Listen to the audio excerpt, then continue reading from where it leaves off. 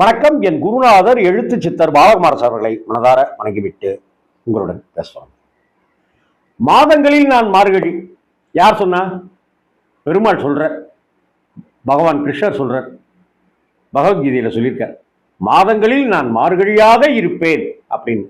அப்படின்னா தை மாசத்துல இருக்க மாட்டாரா? ஒரு குதர்க்கமானவன் கேள்வி கேட்பான்.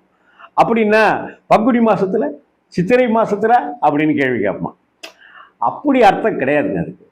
அந்த மாதங்களில் நான் மார்கழியாக இருக்கிறேன்னா மார்கழி மாதம் எப்படிப்பட்டதுன்னு நாம தெரிஞ்சுக்கணும். அந்த மார்கழி மாதத்தினுடைய வலிமை என்ன, பவர் என்ன? மார்கழி மாதம்ங்கிறது ரொம்ப ரொம்ப ரொம்ப ரொம்ப குளுமையான மாதம், குளிர்ச்சி நிறைந்த மாதம். உனக்குள்ளார ஒரு குளுமையை, உன் மண்டைக்குள்ளார இருக்கிற வெப்பத்தை தணிப்பதற்காக நான் இருப்பேன், மார்கழியாகவே இருப்பேன் அப்படின்னா